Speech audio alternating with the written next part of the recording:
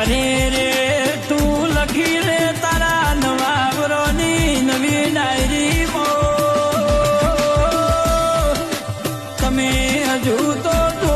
છૂટા જટીએ રણ મેદાને ગોમ વચ્ચેના ધૂણાવું તો એક દાડો જો તમારું ન્યાયનું હશે તો 151 ઢોલના ડેકલોની હંગાત ન્યાય લઈને લાવડું તો હું તમારા બાપના કન્યાનું જીરું ની